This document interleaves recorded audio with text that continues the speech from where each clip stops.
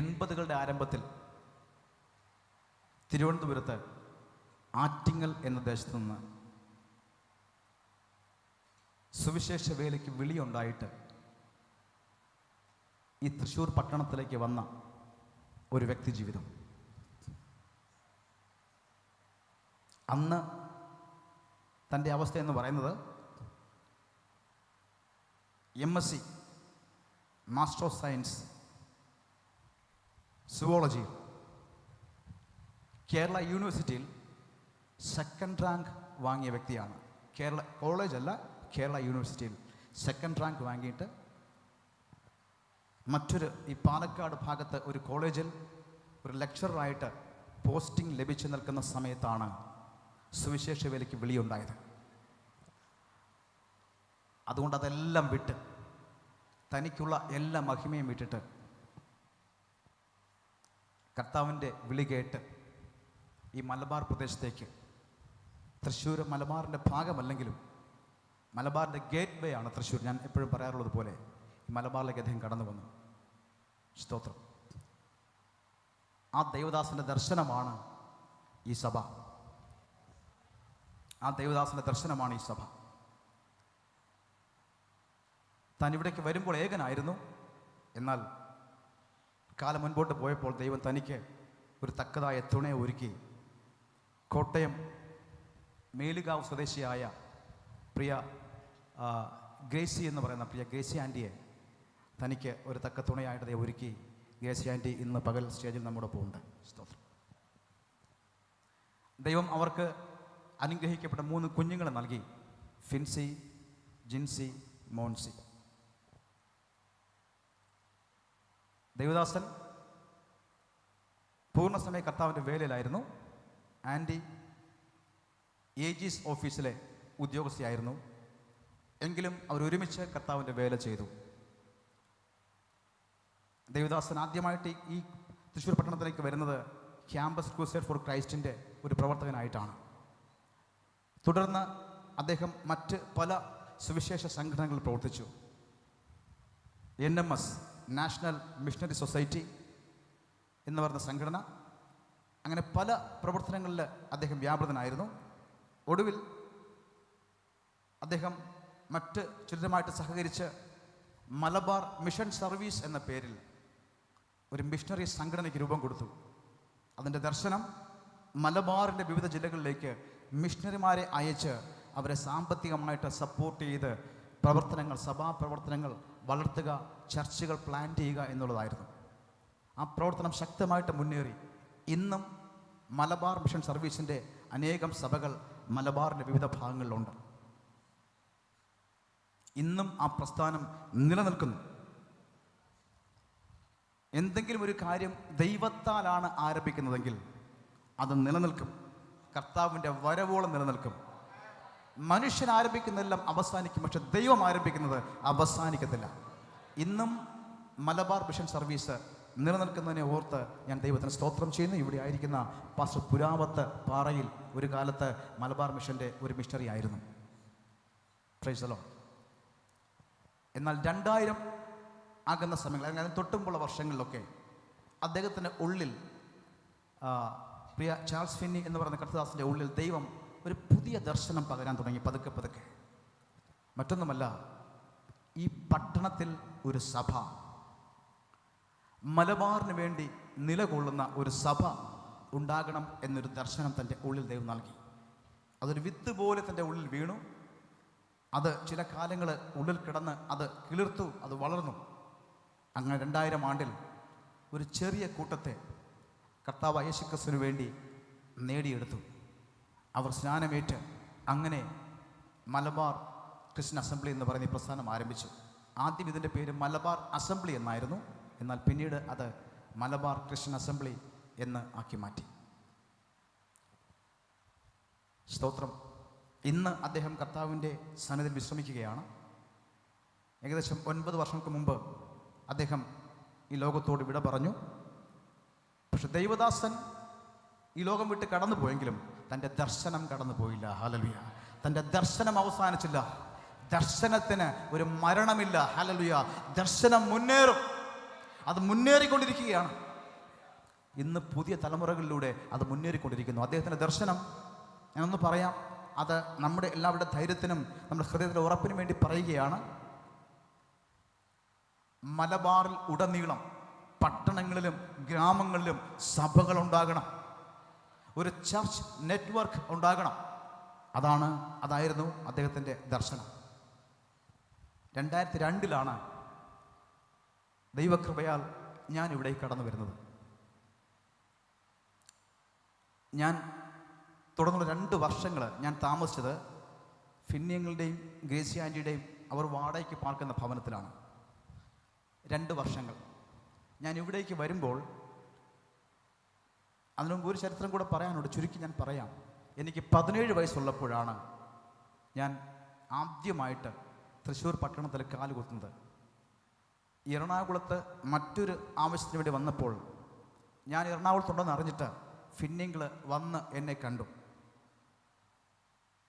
എന്നെ തൃശ്ശൂരേക്ക് ക്ഷണിച്ചു. അത് മറ്റൊന്നിനും വേണ്ടിയല്ല, ഇവിടെ ഒരു ക്യാമ്പ് നടക്കുന്നുണ്ട് യുവാക്കൾക്ക് വേണ്ടി, ക്യാമ്പസ് ക്രൂസലിൻ്റെ ക്യാമ്പ് നടക്കുന്നുണ്ട്. ആ ക്യാമ്പിൽ എന്നെ പങ്കെടുപ്പിക്കാനായിട്ട് അദ്ദേഹം എന്നെ ക്ഷണിച്ചു. എങ്ങനെയെങ്കിലും ഒരാളെങ്കിലും രക്ഷയിലേക്ക് വരുന്നെങ്കിലും വരട്ടെ എന്ന് ഓർത്തു. അതിന് കാരണമുണ്ട്, ഫിന്നിങ്ങൾ എൻ്റെ അങ്കിളും കൂടെയാണ്, എൻ്റെ മാതാവിൻ്റെ കസിൻ ബ്രദറാണ് ഫിന്നിങ്ങൾ. അപ്പോൾ കുടുംബത്തിലുള്ള പ്രിയപ്പെട്ടവർ, ചെറുപ്പക്കാർ എല്ലാവരും രക്ഷിക്കപ്പെടണമെന്ന് ആഗ്രഹിച്ചൊരു വ്യക്തിയാണ് പ്രിയ ഫിന്നിങ്ങൾ. അങ്ങനെയാണ് ഞാൻ എറണാകുളത്ത് വന്നു എന്ന് മനസ്സിലാക്കി എന്നെ ഇവിടേക്ക് ക്ഷണിച്ചത്. അതിനുശേഷം ഒരു ശനിയാഴ്ച രാത്രി ഞങ്ങളിവിടെ എത്തി. എനിക്കിന്ന് ഓർമ്മയുണ്ട്, ശനിയാഴ്ച അർദ്ധരാത്രി ഞങ്ങളിവിടെ എത്തി, തൃശ്ശൂരെത്തി, എറണാകുളത്ത് നിന്ന്. പിറ്റേന്ന് രാവിലെ അങ്കിൾ എന്നോട് പറഞ്ഞു, ക്യാമ്പ് ആരംഭിക്കുന്നത് തിങ്കളാഴ്ച മുതലാണ്, അതുകൊണ്ട് ഒരു ഞായറാഴ്ച ഒരു ദിവസം ഫ്രീ ആയിട്ടുണ്ട്, ദൈവത്തെ ആരാധിക്കാൻ പോകണമല്ലോ. അതുകൊണ്ട് ഞങ്ങളുടെ മലബാർ മിഷൻ സർവീസിൻ്റെ, അന്ന് മലബാർ ക്രിസ്ത്യൻ അസംബ്ലി ആരംഭിച്ചിട്ടില്ല, മലബാർ മിഷൻ സർവീസിൻ്റെ ഒരു സഭാ കൂടിവരവ് പാലക്കാട് മുതലമടയിലുണ്ട്, അവിടേക്കൊന്ന് പോകാം എന്ന് പറഞ്ഞു. എന്നെ സംബന്ധിച്ച് എനിക്ക് ഒറ്റ ത്രില്ല് മാത്രമേ ഉള്ളൂ. എന്താണ്? ആ പ്രായത്തിൽ യാത്ര ചെയ്യണം, പുതിയ പുതിയ സ്ഥലങ്ങളിലേക്ക് യാത്ര ചെയ്യണം. പാലക്കാടെങ്കിൽ പാലക്കാട്, മുതലമടയെങ്കിൽ മുതലമട, എവിടെയും പോയി ഞാൻ തയ്യാറാണ്. അങ്ങനെ എന്നെയും കൂട്ടി ഞങ്ങൾ 4 പേര്, ഫിന്നിങ്ങൾ ഉൾപ്പെടെ ഞങ്ങൾ 4 പേര് മുതലമടയിലേക്ക്, പാലക്കാടിൻ്റെ തമിഴ്നാടൻ അതിർത്തി ഗ്രാമമായ മുതലമടയിലേക്ക് പോയി. അവിടെ പോയപ്പോൾ ഞാൻ കണ്ട കാഴ്ച എല്ലാം നെൽവയലുകളാണ്, നെൽവയലുകൾ. അതിൻ്റെ മധ്യ ചെറിയ ചെറിയ ഗ്രാമങ്ങൾ, കൊച്ചു കൊച്ചു വീടുകൾ, ചാണകം മെഴുകിയ വീടുകൾ. അതിൽ ഒരു വീട്ടിലിരുന്നു കൊണ്ട് ഒരു കൂട്ടം ദൈവമക്കൾ ആരാധിക്കുകയാണ്. ഒരു ദൈവദാസൻ ആ പ്രാർത്ഥന ലീഡ് ചെയ്യുന്നുണ്ട്. അവിടേക്ക് ഞങ്ങളും കയറി ചെന്നു. ഞാൻ നോക്കിയപ്പോൾ കണ്ട കാഴ്ച, അവിടെ കൂടിയിരിക്കുന്ന വ്യക്തികൾ സാധാരണക്കാരാണ്, പ്രായമുള്ളവരാണ്, വളരെ ക്ഷീണിച്ച് മെലിഞ്ഞ ആൾക്കാരൊക്കെയാണ്. അവരെ ഒറ്റ നോട്ടത്തിൽ കാണുമ്പോൾ അറിയാം അവർ സമ്പന്നരല്ല, സാധുക്കളാണ്. പക്ഷെ ഒരു കാര്യം ഞാൻ ശ്രദ്ധിച്ചു, അവിടെ എല്ലാവരുടെ മുഖത്ത് എന്തെന്നില്ലാത്തൊരു സന്തോഷവും സമാധാനവുമുണ്ട്. അതെന്നെ ചിന്തിപ്പിച്ചു, എവിടെ നിന്ന് കിട്ടി ഇവർക്ക് ഈ സമാധാനം? ഈ പണമില്ല, സമൂഹത്തിൽ വലിയ സ്റ്റാറ്റസ് ഇല്ല, ഒന്നുമില്ല, പക്ഷേ ഇവരുടെ മുഖത്തൊരു സന്തോഷവും സമാധാനം, ഇത് എവിടെ നിന്ന് കിട്ടി? ഞാൻ അവിടെ ഇരുന്ന് ചിന്തിക്കാൻ തുടങ്ങി. പെട്ടെന്ന് എൻ്റെ കണ്ണുകൾ നിറഞ്ഞൊഴുകാൻ തുടങ്ങി. എനിക്ക് കണ്ണീർ അടക്കുവാൻ സാധിക്കുന്നില്ല. അടുത്ത ഫിന്നിയങ്ങളുണ്ട്, മറ്റു ചില പ്രിയപ്പെട്ടവരൊക്കെ ഉണ്ട്.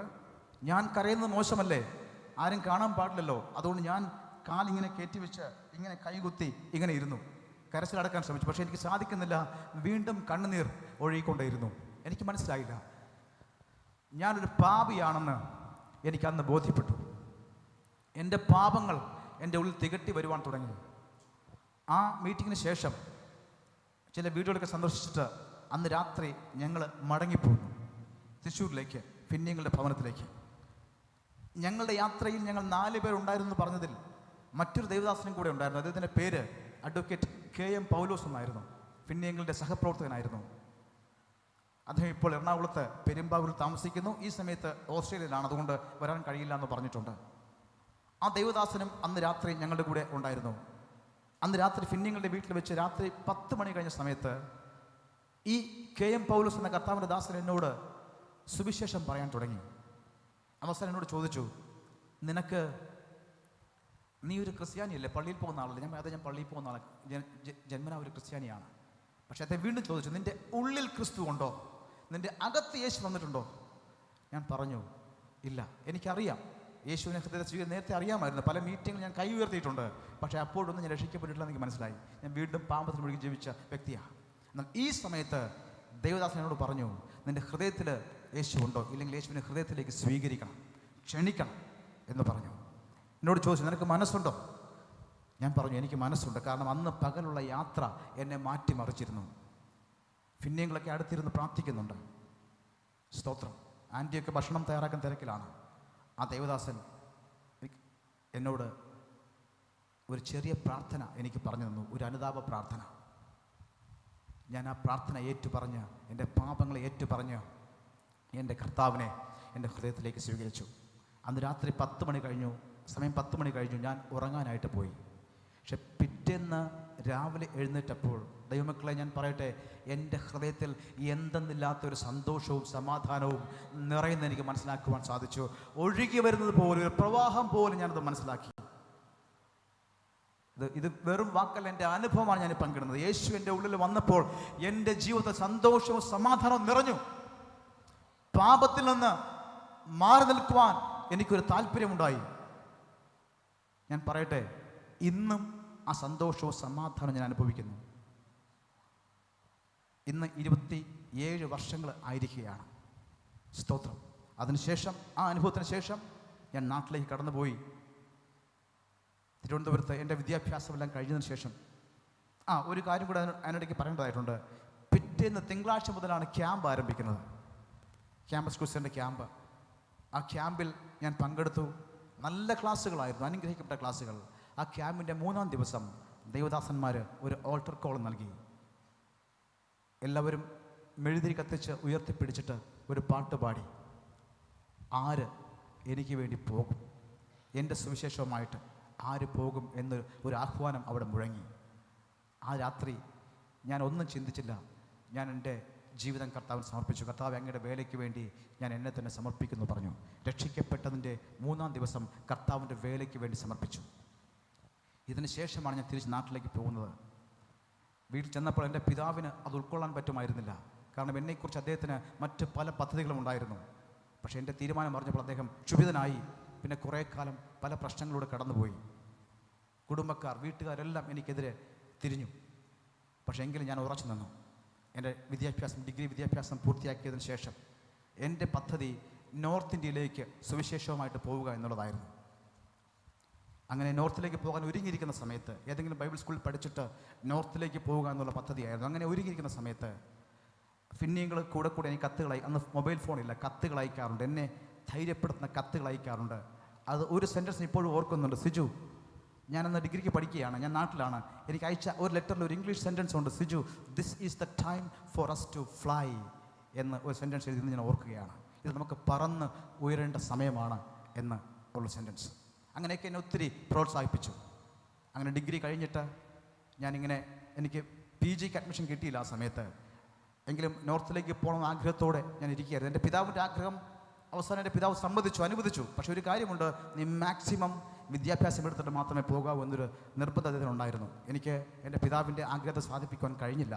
എനിക്ക് ആ വേദന ഇപ്പോഴും ഉണ്ട്. അദ്ദേഹത്തിൻ്റെ ആ ആഗ്രഹം എനിക്ക് സാധിപ്പിക്കാൻ കഴിഞ്ഞില്ല. ഡിഗ്രി കൊണ്ട് എനിക്ക് എൻ്റെ പഠനം അവസാനിപ്പിക്കേണ്ടതായിട്ട് വന്നു. അങ്ങനെ ഇരിക്കുന്ന സമയത്ത് ഫിന്നിങ്ങൾ എന്നെയും ഇങ്ങോട്ട് വിളിച്ചു ഒരു പ്രാവശ്യം കൂടെ. സിജു, നീ എന്തായാലും നോർത്തിലേക്ക് പോവുകയല്ലേ, അതിന് മുമ്പായിട്ട് നീ ഒന്ന് ഇവിടേക്ക് വാ, ചില മാസങ്ങൾ ഇവിടെ നിന്ന് ഈ പ്രവർത്തനമൊക്കെ ഒന്ന് പഠിക്കുക, മനസ്സിലാക്കുക, എന്നിട്ട് നിനക്ക് നോർത്തിലേക്ക് പോകാമെന്ന് പറഞ്ഞു. അങ്ങനെ ഒരു 3 മാസത്തേക്ക് 2002 ഞാൻ വീണ്ടും തൃശ്ശൂരിലേക്ക് കടന്നു വന്നു. ഒരു 3 മാസം അതോടൊപ്പം ഒരു കമ്പ്യൂട്ടർ കോഴ്സ് കൂടെ ചെയ്യുവാനായിട്ടാണ് ഞാൻ വന്നത്. 3 മാസം കൊണ്ട് ആ കോഴ്സ് കഴിയും. അത് കഴിയുമ്പോൾ തിരിച്ച് മടങ്ങിപ്പോയിട്ട് അടുത്ത് PG ഒക്കെ ചെയ്തതിന് ശേഷം, കുറച്ചുകൂടെ വിദ്യാഭ്യാസം ചെയ്തതിന് ശേഷം നോർത്തിലേക്ക് പോകാം എന്നുള്ള തീരുമാനമായിരുന്നു. പക്ഷേ ഇവിടേക്ക് വന്ന ആ 3 മാസം എന്നുള്ളത്, എൻ്റെ കോഴ്സ് 6 മാസം വരെ നീണ്ടുപോയി. ഞാൻ ആ കോഴ്സിൽ വിജയിച്ചില്ല. പക്ഷേ ഒരു കാര്യം സംഭവിച്ചു, 2 തിരിച്ചറിവ് എനിക്കുണ്ടായി.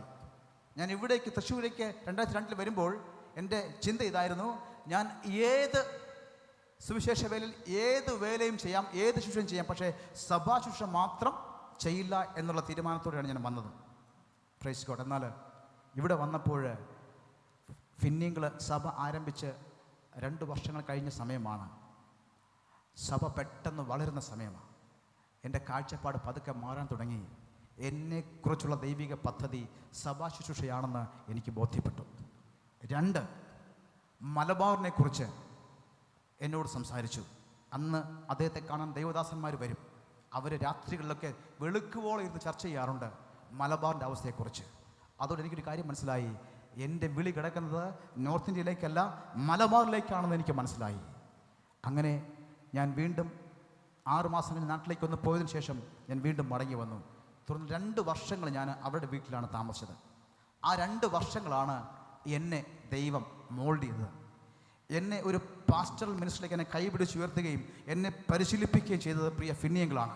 ഞാൻ ഫിന്നിയങ്ങളുടെ ഒരു പ്രോഡക്റ്റാണ്. ഇന്നലെ മറ്റൊരു വ്യക്തിയും അത് പറയുന്നത് കേൾക്കുവാനിടയായിത്തീർന്നു.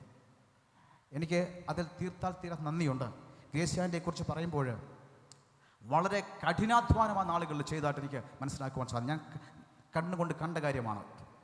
രാവിലെ വളരെ 5 മണിക്ക് എഴുന്നേറ്റാലേ ബ്രേക്ക്ഫാസ്റ്റ് ഉണ്ടാക്കാൻ പറ്റും. അവർ 5 പേരുണ്ട്, ഞാനുമുണ്ട്. ബ്രേക്ക്ഫാസ്റ്റ് ഉണ്ടാക്കി വെച്ചതിന് ശേഷം കുഞ്ഞുങ്ങൾക്ക് 7:30 ആകുമ്പോൾ അവരുടെ സ്കൂൾ ബസ് വരും, അവരെ സ്കൂളിലേക്ക് അയക്കണം.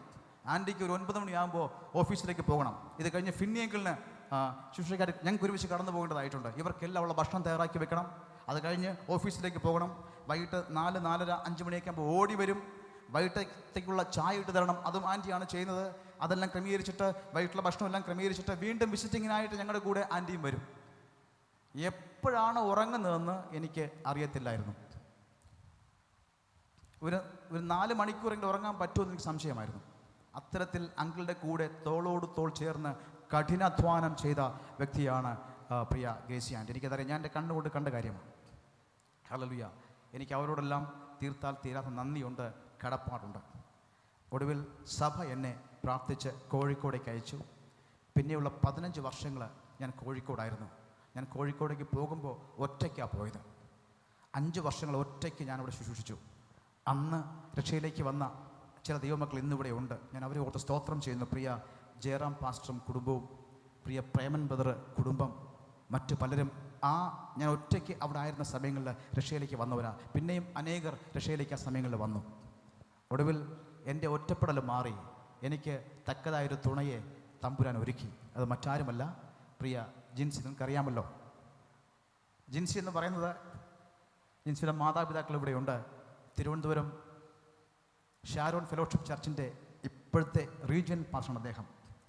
46 വർഷങ്ങൾക്ക് മുമ്പ് കോട്ടയം പാമ്പാടിയിൽ നിന്ന് ഇതുപോലെ സുവിശേഷ വേലയ്ക്ക് വിളിയുണ്ടായിട്ട് ഒരു കൈക്കുഞ്ഞുമായിട്ട് മൂത്ത ജിൻസിയുടെ ചേച്ചി മാത്രമേ അന്നുള്ളൂ. 6 മാസം പ്രായമുള്ള കൈക്കുഞ്ഞിനെയും കൊണ്ട് തിരുവനന്തപുരത്തേക്ക് സുവിശേഷ വേലയ്ക്ക് വേണ്ടി പോയ കുടുംബമാണ് പ്രിയപ്പെട്ട മാതാപിതാക്കൾ. അന്ന് തിരുവനന്തപുരത്തിൻ്റെ ആത്മീക അവസ്ഥ വളരെ പരിതാപകരമായിരുന്നു. എന്നാൽ അവിടേക്ക് വിളിയുണ്ടായിട്ട് അവർ കടന്നുപോയി. കഴിഞ്ഞ 46-47 വർഷങ്ങളായിട്ട് അവരവിടെ കർത്താവിൻ്റെ വേല ചെയ്യുന്നു. അവരുടെ ഇളയ മകളാണ് ജിൻസി. ഞാൻ ആഗ്രഹിച്ചതും പ്രാർത്ഥിച്ചതും ഒരു ദൈവദാസൻ്റെ മകളെയാണ്. അങ്ങനെയെങ്കിൽ ശുശ്രൂഷയ്ക്ക് ഒത്തിരി സഹായമായിരിക്കുമല്ലോ. ഞാൻ പറയട്ടെ, ജിൻസി എൻ്റെ ജീവിതത്തിലേക്ക് വന്നു കഴിഞ്ഞപ്പോൾ എനിക്ക് അവളെ ഒന്നും പഠിപ്പിക്കേണ്ടി വന്നില്ല. കാരണം അവളെല്ലാം പഠിച്ചുകൊണ്ടാണ് വന്നത്. പിന്നെയും ചില കാര്യങ്ങളിൽ എന്നെ ജിൻസി എന്ത് ചെയ്യാറുണ്ട്, ഉപദേശിച്ച് എന്നെ തിരുത്താറുണ്ട്. എനിക്കൊത്തിരി അനുഗ്രഹമാണ്. കാരണം ഞാനതിന് ജിൻസിയെ ഓർത്ത് തൻ്റെ മാതാപിതാക്കളോട് ഞാൻ നന്ദി അറിയിക്കുകയാണ്. അവരാണ് ജിൻസിയെ അങ്ങനെ വളർത്തിയെടുത്തത്. ഒത്തിരി നന്ദിയുണ്ട്. അതിനുശേഷം എൻ്റെ ജീവിതത്തിൽ 2 പ്രധാനപ്പെട്ട പ്രതിസന്ധികളുണ്ടായി. എൻ്റെ വിവാഹശേഷം എൻ്റെ മുമ്പിൽ നിന്ന 3 വ്യക്തികളുണ്ടായിരുന്നു. എല്ലാ കാര്യങ്ങളിലും എനിക്ക് ഒരു വഴികാട്ടിയായിട്ട് നിന്ന 3 വ്യക്തികൾ. 1 എൻ്റെ പിതാവ്, 2 എൻ്റെ സ്പിരിച്വൽ ഫാദറായ ഫിന്നിയങ്ങൾ, 3 എൻ്റെ സ്തോത്രം ഫാദറിലും ആയിരിക്കുന്ന പ്രിയ പപ്പ. എന്നാൽ 2015-16 കാലഘട്ടങ്ങളിൽ അടുപ്പിച്ചടുപ്പിച്ച് എൻ്റെ മുമ്പിൽ ഒരു കോട്ട പോലെ നിന്ന 2 പേർ നഷ്ടപ്പെട്ടു പോയി. മീൻസ് അവർ മരണപ്പെട്ടു പോയി. 1 എൻ്റെ പിതാവ് മരണപ്പെട്ടു. എൻ്റെ കുടുംബത്തിൻ്റെ ഉത്തരവാദിത്വം മുഴുവൻ എൻ്റെ പുറത്തായി. എനിക്കതിനുള്ള പ്രാപ്തിയൊന്നുമില്ലായിരുന്നു. തൊട്ടു പുറകെ 6 മാസം കഴിഞ്ഞപ്പോൾ സഭയുടെ മുമ്പിൽ നിന്ന് നയിച്ചിരുന്ന കവറിങ് ആയിരുന്ന ഫിന്നിയെങ്കിലും ഈ ലോകം വിട്ട് കടന്നുപോയി. പെട്ടെന്ന് എൻ്റെ കുടുംബവും സഭയും എൻ്റെ മുമ്പിൽ എന്ന് പറഞ്ഞാൽ പിന്നെ എന്നെ ഹെൽപ്പ് ചെയ്യാൻ ആരുമില്ലാത്ത അവസ്ഥയിലേക്ക്, തുറന്നു കിടക്കുന്ന അവസ്ഥയിലേക്ക് ഞാൻ എത്തപ്പെട്ടു. പക്ഷെ ഞാൻ പറയട്ടെ, കൃപയാൽ ദൈവം നിർത്തി. എൻ്റെ കുടുംബത്തിൻ്റെയും സഭയുടെയും എല്ലാം ചുമതല ഏറ്റെടുക്കേണ്ടതായിട്ട് വന്നു. ഇന്ന് 10 വർഷത്തോളം അടുക്കുകയാണ്. ഇത്രത്തോളം ദൈവം നടത്തി. വലിയ നേട്ടമൊന്നും ഉണ്ടാക്കി എന്ന് ഞാൻ പറയുന്നില്ല, വലിയ അവകാശവാദങ്ങളൊന്നുമില്ല. പക്ഷെ ഒരാഗ്രഹമുണ്ട്. ദൈവദാസന് ദൈവം പകർന്നൊരു ദർശനമുണ്ട്. ആ ദർശനം നമുക്ക് മുൻപോട്ട് കൊണ്ടുപോകണം. ഒത്തിരി കുടുംബങ്ങൾ ഈ സഭയ്ക്ക് അനുഗ്രഹമായിട്ട് നിന്നിട്ടുണ്ട്. കഴിഞ്ഞ കാലങ്ങളിൽ ധാരാളം അംഗങ്ങളുള്ള കുടുംബങ്ങൾ, പ്രത്യേകിച്ച് മാളിയേക്കൽ കുടുംബത്തേക്ക് നന്ദിയോടെ ഓർക്കുകയാണ്. മറ്റനേകം കുടുംബങ്ങൾ, മറ്റനേകം ദൈവമക്കൾ, എല്ലാം പേരെടുത്ത് പറയുന്നില്ല, അവരൊക്കെ ചേർന്ന ഒരു കാലത്ത് ഈ സഭ വളരുവാനിടയായി തീർന്നത്. ഈ കാണുന്ന ആലയവും ബിൽഡിങ്ങും ഒക്കെ വരാൻ അവരൊക്കെ ഒരു മുഖാന്തരമായി തീർന്നു. ഞാൻ ദൈവത്തെ അവരെ ഓർത്ത് സ്തോത്രം ചെയ്യുന്നു. അതിനുശേഷം ഉണ്ടായ കടന്നു വന്ന അനേക ദൈവമക്കൾ, അനേകർ, ഇവിടെ ഇരിക്കുന്ന എല്ലാവരും, നമ്മുടെ ബ്രാഞ്ച് സഭകൾ ദൈവമക്കളൊക്കെ ഇവിടെയുണ്ട്. കോഴിക്കോട്, പാലക്കാട് സഭയിൽ ദൈവമക്കളൊക്കെ ഇവിടെയുണ്ട്. ഇവരെല്ലാം ചേർന്നാണ്, നമ്മളെല്ലാം ചേർന്നാണ് ഇത്രത്തോളം എത്തുവാൻ ദൈവം നമ്മെ സഹായിച്ചത്. ദൈവത്തിൻ്റെ മഹാകൃപ കൊണ്ട് ഇതിനെല്ലാം കാരണഭൂതൻ നമ്മുടെ അപ്പനാണ്. ആ ദൈവം നമുക്ക് കൃപ നൽകി നമ്മളെല്ലാവരും ചേർന്നാണ് ഇത്രത്തോളം വന്നത്. ഒത്തിരി തടസ്സങ്ങളും പ്രതികൂലങ്ങളും നഷ്ടങ്ങളും നേട്ടങ്ങളും താഴ്ചകളും ഉയർച്ചകളും ഒക്കെ വന്നിട്ടുണ്ട് കഴിഞ്ഞ കാലങ്ങളിൽ. ഒത്തിരി സീസൺസ് മാറിയിട്ടുണ്ട്. പക്ഷെ എങ്കിലും എനിക്കൊരു കാര്യം പറയാൻ പറ്റും, ദൈവമക്കളെ, ദൈവം വിശ്വസനാണ്. ദൈവം വിശ്വസനാണ്. ഹല്ലേലൂയ. അതുകൊണ്ട് ഞാൻ ഈ സമയത്ത് അധികം സമയം എടുക്കാൻ ആഗ്രഹിക്കുന്നില്ല. ബ്രീഫായിട്ട് ഇതിൻ്റെ ഹിസ്റ്ററി ഞാനൊന്ന് പറഞ്ഞു എന്നുള്ളതേ ഉള്ളൂ. ഈ സമയത്ത് തുടർന്നുള്ള സമയങ്ങൾ ഞാൻ ഈ സഭയുടെ ആദ്യകാല സ്ഥാപകരും പ്രവർത്തകരുമായ പ്രിയ ഫിന്നിയങ്ങളും ഗ്രേസി ആൻറ്റിയും, ഫിന്നിയങ്ങൾ കർത്താവിൻ്റെ സന്നിധിയിൽ വിശ്രമിക്കുന്നു. ഇപ്പോൾ ഗ്രേസി ആൻറ്റി നമ്മുടെ കൂടെയുണ്ട്. ഗ്രേസി ആൻറ്റി മുമ്പോട്ട് കടന്നു വന്ന് തൻ്റെ അനുഭവങ്ങൾ പങ്കിടും. അതിനു മുമ്പായിട്ട് മക്കളായ ഫിൻസിയും ജിൻസി ഇവിടെയുണ്ട്. ജിൻസി അല്ല, ഫിൻസിയും മോൻസി ഇവിടെയുണ്ട്. ഇടയ്ക്കുള്ള മകൾ ജിൻസി കാനഡയിലാണ്, അവൾക്ക് വരാൻ കഴിഞ്ഞിട്ടില്ല. ഫിൻസിയും ഇളയ മകനായ മോൻസി ഇവിടെയുണ്ട്. മോൻസി ഒരു നല്ല കീബോർഡിസ്റ്റാണ്, വർഷിപ്പ് ലീഡറാണ്. അപ്പോൾ മോൻസി ഒന്ന് കീബോർഡ് വായിച്ച് ഒരു പാട്ട് പാടും. ജിൻസി ഒരു പാട്ട് പാടും, അവർ കുടുംബമായിട്ട് ഒരു പാട്ട് പാടും. അതിനുശേഷം ഗ്രേസി ആൻറ്റി മുമ്പോട്ട് വന്ന് ചില ചുരുക്കം മിനിറ്റുകൾ, അധികം സമയം കൊടുക്കാൻ ഇല്ലാത്തതിൽ വിഷമമുണ്ട്, എങ്കിലും ചില സമയങ്ങൾ നമ്മോട് ദൈവത്തിൻ്റെ തൻ്റെ അനുഭവങ്ങളൊന്ന് പങ്കിടും. അതിനുശേഷം മറ്റു ചില കാര്യങ്ങളും കൂടെ നമ്മൾ ചെയ്യുവാനായിട്ട് പോവുകയാണ്. നമുക്ക് വളരെ പ്രാർത്ഥനയോടെ ദൈവമക്കൾ, പ്രാർത്ഥനാ പുരസ്സരം, ഇതിലൊക്കെ പ്രാർത്ഥന ആവശ്യമാണ്. ഞാൻ പ്രിയപ്പെട്ട മുമ്പോട്ട് ക്ഷണിക്കുന്നു. Praise God. സജിൻ ഒന്ന് അത് ശ്രദ്ധിച്ചോണം.